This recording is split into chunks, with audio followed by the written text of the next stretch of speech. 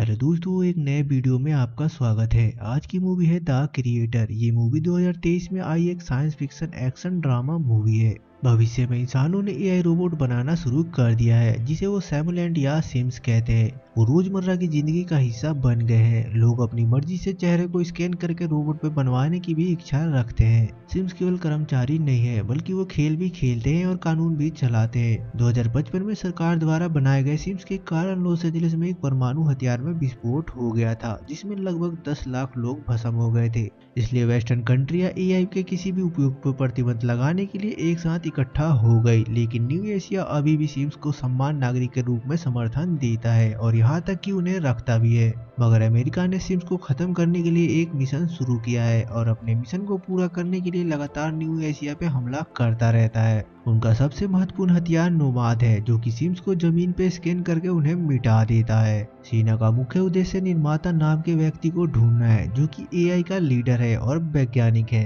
अब 10 साल बाद अमेरिकी सैनिकों का एक समूह न्यू एशिया के तट पे दिखाई देता है जबकि नोमाद आसमान से उस जगह को स्कैन कर रहा होता है। पास ही में जोशुआ अपनी पत्नी माया के साथ रहता है जिसके पास एक बहुत ही खास टैटू है। अचानक उन्हें एक शोर सुनाई देता है, इसलिए जोशुआ जांच करने के लिए अपने रोबोटिक अंगों को लगाता है। वो हारून के नेतृत्व में गार्डों के एक समूह को पाता है। वो ड्रू नाम के एक सैनिक को वहां लाए थे क्योंकि उन्होंने उसे उस एरिया में घुसपैठ करते हुए पाया था। एक सिम ड्रू को पीटता है ताकि वो बोले, लेकिन ड्रू एक भी शब्द नहीं बोलता और नोमाद उनके करीब आ रहा था। इसलिए समूह तय करता है कि अब यहाँ से जाने और नया ठिकाना ढूंढने का समय आ गया है। इसलिए हारून का समूह नाव को तैयार करने के लिए दौड़ पड़ता है जबकि माया सामान पैक करने लगती है। एक बार जब जासुआ अकेला होता है तो ड्रू को और टाइम ना देने के लिए डांटता है। इससे पता चलता है कि वो भी एक गुप्त मिशन पे एक अमेरिकी सैनिक है और उसने माया से इसलिए शादी की क्योंकि वो निर्माता की बेटी है। जैसे ही सिम सैनिक अमेरिकी सैनिक से मिलते हैं वहाँ गोलीबारी शुरू हो जाती है। जोशुआ ड्रू को रेडियो पकड़ लेता है और कमांडर को मिशन रोकने के लिए कहता है क्योंकि उनके पास निर्माता नहीं है।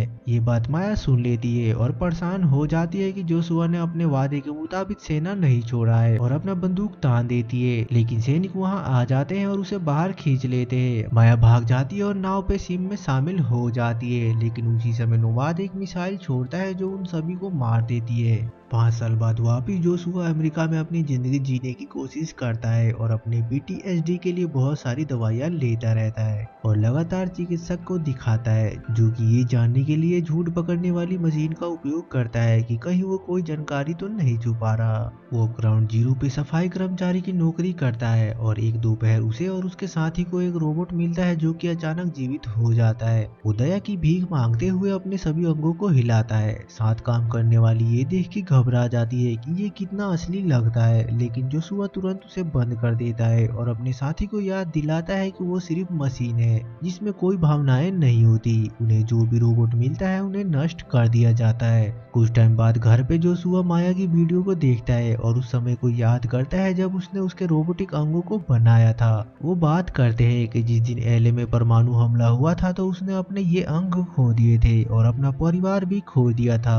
उसके बाद वो तैरने के लिए चला जाता है। तभी अचानक जनरल एंड्रू और कर्नल हॉवेल उसके पास आते हैं जो चाहते थे कि वो एक मिशन में उनकी मदद करे। जिन्हें पता चला है कि निर्माता ने एक सुपर हथियार विकसित किया है जो कि नोमाद को नष्ट कर सकता है और उस जहाज के बिना यूएसए युद्ध हार जाएगा। जोशुआ एकमात्र आदमी है जो कि उनके लैब के लेआउट को जानता है, इसलिए उसे उस सुपर हथियार को नष्ट करने के लिए एक टीम को लीड करना होगा। पहले तो जोशुआ मना कर देता है और कहता है अगर उन्होंने उसके पिछले मिशन को खराब नहीं किया होता तो आज वो इस स्थिति में नहीं होते, और याद दिलाता है कि उन्होंने उसकी पत्नी को भी मार डाला। हालांकि वो अपना मन तुरंत बदल लेता है क्योंकि हावेल उसे एक होलोग्राफिक वीडियो दिखाती है जिससे पता चलता है कि माया भी जीवित है और सुपर हथियार बनाने में काम कर रही है। आधी रात में जोशुआ हावेल की टीम में शामिल हो जाता है और वो न्यू एशिया के लिए उड़ान भरते हैं। नोवाद के स्कैन करने के बाद टीम एक मैदान में उतरती है और जोशुआ उन्हें लैब की दिशा में ले जाता है, लेकिन पता चलता है कि उन्होंने उसके ऊपर एक गांव बसाया है। सैनिक आक्रमण करने का निर्णय लेते हैं और वहां के लोगों को घुटने पे बैठा के उनसे पूछताछ करना शुरू कर देते हैं। मैकब्राइड एक बच्चे के कुत्ते को गोली मारने की धमकी देता है जिससे छोटी लड़की रोने लगती है और अपना हाथ हिलाने लगती है। जोशुआ को एहसास एहसास होता है कि वो एक छोटी मूर्ति की ओर इशारा कर रही है और जब वो मूर्ति को घुमाता है तो लैब का दरवाजा खुल जाता है।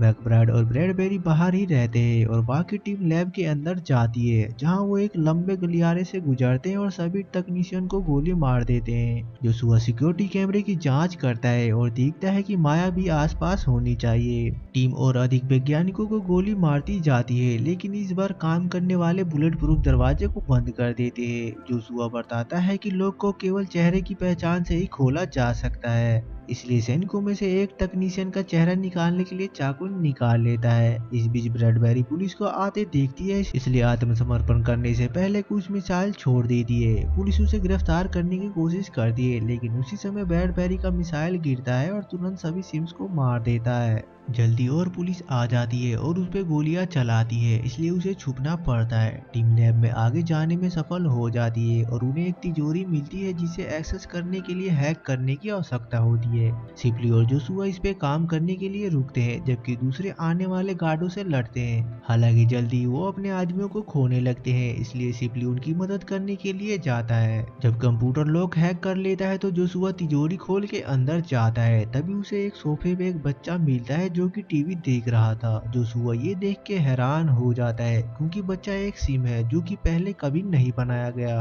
अचानक से एक वैज्ञानिक उसके पीछे से आती है और जोशुआ को गोली मार के इमरजेंसी डोर खोल देती है और बच्चे को कहती है कि जाके नोमाद को ढूंढे। बच्ची लैब से बाहर आती है और पहली बार बाहर के दुनिया को देखती है और मैदान में बहुत सारी लड़ाई को भी देखती है। जोशुआ उसका पीछा करता है और दौड़ते हुए वैज्ञानिकों के बीच माया को खोजने की भी कोशिश करता है, लेकिन कोई फायदा नहीं होता। टीम के बाकी लोग जहाज में चले जाते हैं, ये समझते हुए कि वो लड़ाई हार गए हैं और नोमाद के गोली चलाने से पहले उन्हें यहाँ से निकलने की जरूरत है। हालांकि हावेल पहले कुछ जांच करना चाहती है और वहाँ से चली जाती है। ब्रैडबेरी भी वापस आने की कोशिश करती है और जितनी तेज हो सके उतना तेज भागती है, लेकिन कोई चीज उसकी पीठ से टकराती है, मगर फिर भी वो जहाज में चढ़ने में सफल हो जाती है। लेकिन उसे पता चलता है कि उसके शरीर पे एक बॉम्ब है और वो हवा के बीच में ही फट जाता है और जहाज पास में गिर जाता है और नोमाद बॉम्ब गिराता है, जिससे जोशुआ भी बेहोश हो जाता है। अगली सुबह जोशुआ एक नाव पे उठता है और देखता है कि रोबोट लड़की उसे घूर रही है। वो उसे भगाने के लिए उस पे पत्थर फेंकता है, लेकिन लड़की उस पे वापस पत्थर फेंक देती है। फिर जोशुआ इलाके की जांच करता है और घायल सिपली को पाता है, इसलिए वो उसे उठाता है और इलाके की तलाशी कर रही पुलिस से बचने के लिए उसे एक घर में ले आता है। अचानक उन्हें एक शोर सुनाई देता है और उन्हें पता चलता है कि बच्चा उनके पीछे आ गया है और वो टीवी देख रहा है। जोशुआ उसे बंद कर देता है, मगर बच्ची अपने हाथों से इशारा करके उसे वापस चालू कर देती है, जिससे जोशुआ को एहसास होता है कि वो एक सुपर हथियार है। उसी समय जोशुआ के कम्युनिकेटर पे हावेल की कॉल आती है, जिसके कारण पास के सिम किसान का ध्यान उस पे जाता है। जोशुआ हावेल को बच्ची के बारे में बताता है और कर्नल उसे मारने का आदेश देती है, लेकिन तभी वहाँ पुलिस आ जाती है, जिससे उनकी बातचीत बंद हो जाती है। उसे तुरंत गिरफ्तार कर लिया जाता है और वहाँ पहले से ही मैकब्राइड और ऑफिसर बुई थे।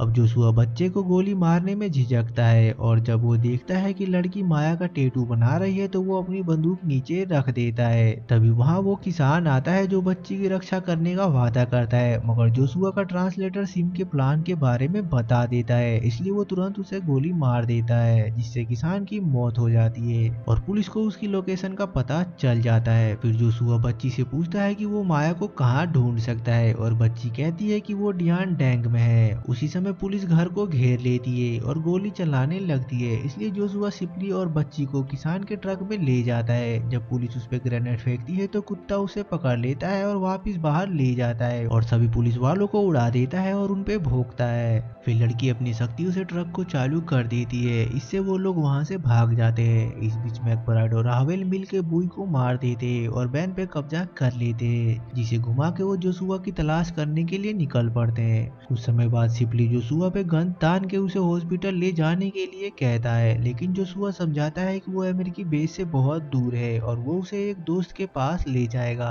दुर्भाग्य से सिपली का घाव बहुत ज्यादा गंभीर था, इसलिए वो ट्रक में ही मर जाता है। उसी समय जोशुआ देखता है कि एक कार आ रही है, इसलिए वो लड़की के रोबोटिक सर को टोपी से छुपा देता है। लड़की का कोई नाम नहीं है, इसलिए वो उसे एल्फी कहता है, क्योंकि उसके कान पे अल्फा ओमेगा लिखा होता है। जब कार रुकती है तो जोशुआ अपनी बंदूक के साथ उसे शहर तक छोड़ने के लिए कहता है। कुछ टाइम टाइम बाद मैकब्राइड और हावेल को वो कार और शिल्पी की बॉडी मिलती है। हावेल एक डिवाइस की मदद से शिल्पी की चेतना को बुई के सीन में 30 सेकंड के लिए डालता है, लेकिन शिल्पी अपने शरीर को देख के घबरा जाता है और केवल ये कहने में सफल होता है कि जोशुआ उसे दोस्त के पास ले जा रहा था। फिर वो मर जाता है। शाम को कार को एक चौकी पे रोक दिया जाता है क्योंकि पुलिस को जोशुआ और एलपी का वांटेड का पोस्टर मिला था। जोशुआ कार के पीछे छिप जाता है, लेकिन एक पुलिसकर्मी एलपी को देखता है और उसे अपनी टोपी उतारने के लिए कहता है। एलपी अपनी शक्तियों से उस एरिया में अंधेरा कर देती है। फिर वो एक चिंगारी के साथ ध्यान भटकाती है और कार को फिर से चालू कर देती है और इसे नियंत्रित करके पुलिस से बच जाती है। उनके भागने की जानकारी पुलिस फ्रीक्वेंसी पे बताई जाती है, जिस वजह से हावेल और मैकब्राइड को इसके बारे में पता चल जाता है। इस बीच एक अधिकारी जो बुई जैसा चेहरे वाला होता है उसे सड़क किनारे शव मिलता है। बाद में शहर में जोशुआ एल्फी से पूछता है कि डियांग डोंग कहाँ है, लेकिन एल्फी कुछ भी नहीं बोलती। उसी समय पुलिस वहां आ जाती है, इसलिए जोशुआ एल्फी को लेकर ट्रेन में चला जाता है। जोशुआ एक महिला को देखता है जो बिल्कुल माया की तरह दिखती है, लेकिन वो सिम थी जो माया का दान किया हुआ चेहरा पहनी हुई थी। यात्रा के दौरान एल्फी कई अस्तित्व संबंधी सवाल पूछती है, इसलिए जोशुआ बताता है कि अच्छे लोग स्वर्ग जाते हैं और उसे नहीं लगता कि वो इतना अच्छा है, और एल्फी को भी यही लगता है कि वो स्वर्ग नहीं जा सकती क्योंकि वो इंसान नहीं है। उसके सो जाने के बाद जोशुआ उस दिन के बारे में सोचता है जब ड्रूक ने जानकारी इकट्ठा करने के लिए माया से शादी करने का मिशन दिया था।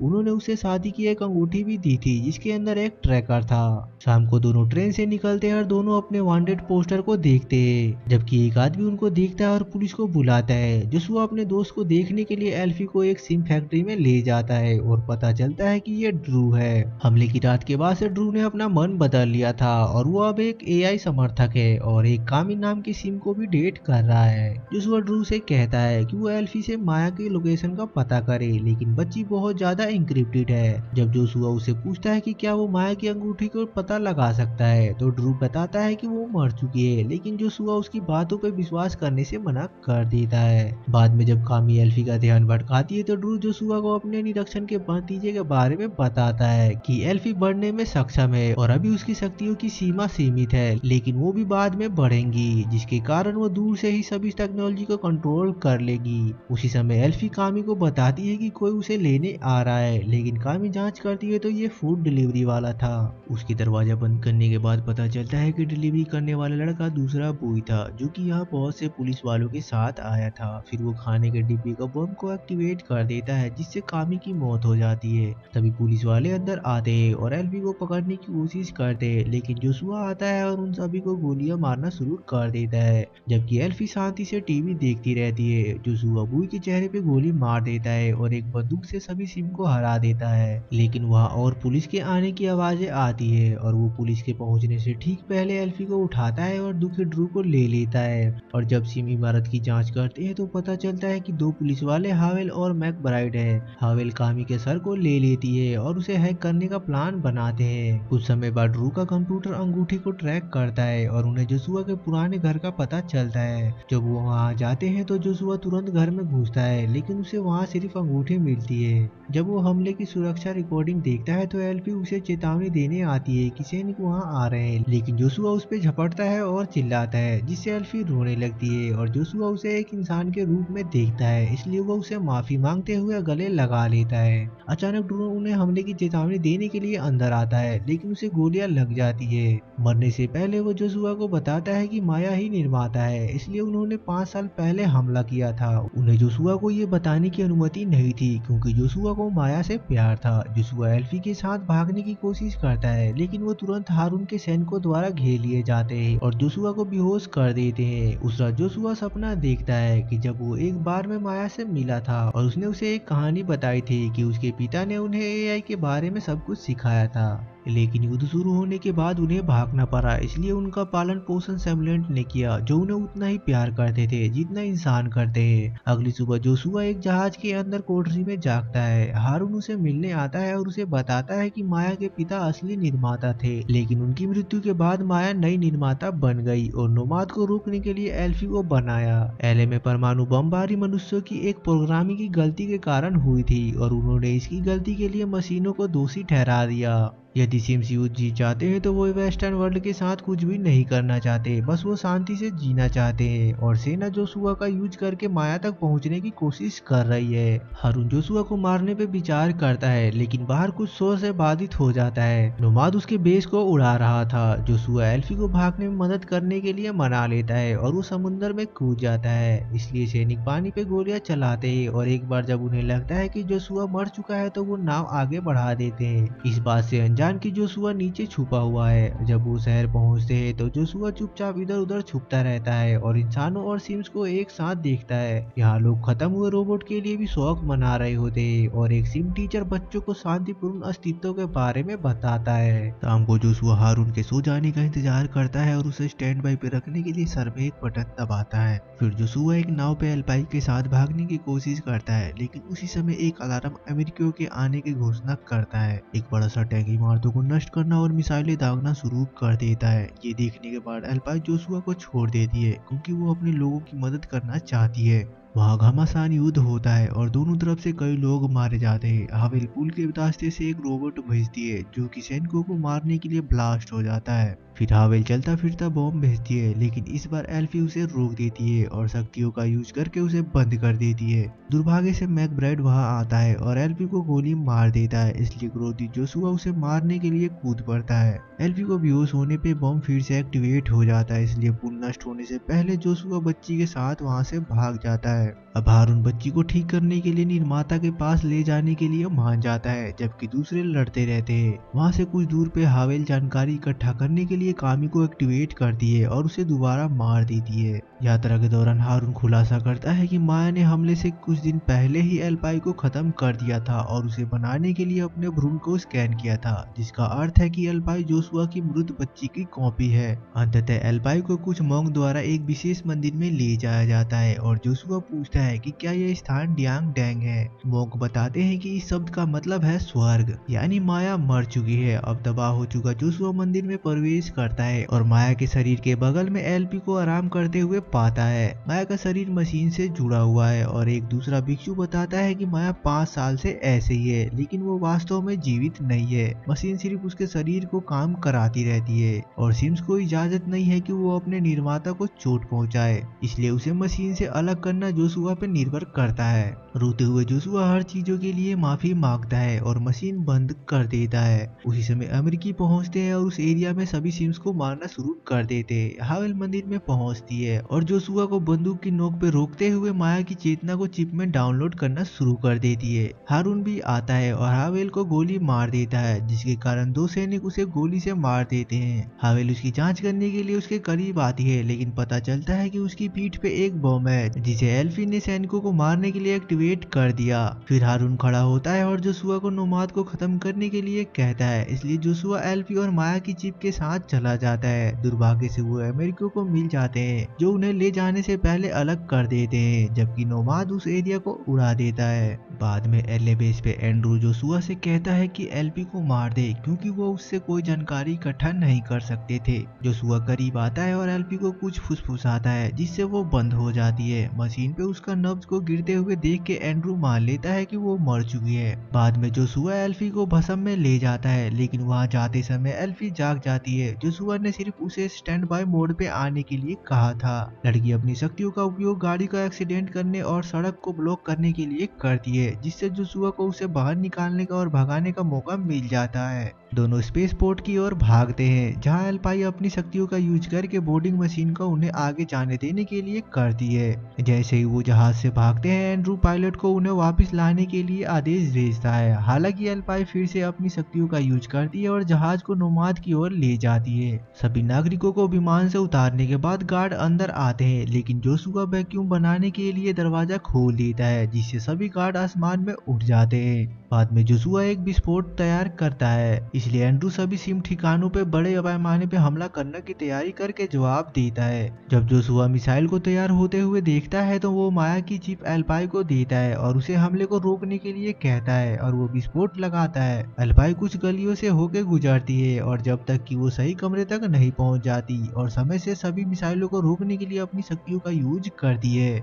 जबकि जोशुआ बम लगाता है जो कि 10 मिनट में फट जाएगा। एल्फी दोबारा भागने भागने लगती है, मगर वो गलत गलियारा ले लेती है और उसे स्लीपिंग सिम से भरा एक कमरा मिलता है जिसमें माया जैसा दिखने वाला एक सिम भी शामिल है। वो तुरंत उसे बाहर निकालती है और उसमें चिप लगाती है, लेकिन दुर्भाग्य से ये काम नहीं करती। उस समय कुछ मिसाइलें रोबोट वाले गाँव को उड़ाने में सफल हो जाते हैं। जोशुआ के सूट में ऑक्सीजन खत्म हो रही थी, लेकिन एलपी आती है और उसे हवा वाले कमरे में ले जाती है। फिर वो स्कोप पोड को तैयार करती है। क्रोधित एंड्रू अपना आखिरी हथियार रिलीज करता है। ये एक विशाल ऑक्टोपस जैसा रोबोट है जो कि एलपी को पकड़ लेता है। जोशुआ तुरंत स्केप पोड को बंद कर देता है, जिससे दरवाजा रोबोट के जाल को काट देता है, जिससे एलपी मुक्त हो जाती है। जैसे ही एंड्रू एक और बड़े हमले के लिए तैयारी करता है, रोबोट जोशुआ को पकड़ लेता है, लेकिन एलपी अपनी शक्तियों का उपयोग करके जोशुआ को नीचे लाती है। हमले के दौरान पोड का दरवाजा टूट गया था, इसलिए जब दोनों इसमें संघर्ष करते हैं तो बॉम्ब फट जाता है। जैसे ही नोमाद फटना शुरू हो जाता है, हमले को रद्द कर दिया जाता है और मिसाइल बिना फटे जमीन पे गिर जाता है। अब ज्यादा समय न होने पे जोशुआ पोड रिलीज करने के लिए पहले एलपी से कहता है कि वो उसे स्वर्ग में मिलेगा। फिर जोशुआ अपने अंत का इंतजार करते हुए बाहर चला जाता है और पता चलता है कि माया का सिम काम कर रहा है और दोनों एक दूसरे की ओर दौड़ते हैं और किस करते हैं, इससे पहले कि विस्फोट हो और उन दोनों की मौत हो जाए। एलपी की पोड सुरक्षित रूप से जमीन पे उतरती है और वो सैमुलेंट के सेलिब्रेशन में शामिल होती है, जो कि अब आजाद हो चुके हैं। यहाँ मूवी खत्म होती है। तो लाइक और सब्सक्राइब करना ना भूले। मूवी देखने के लिए धन्यवाद।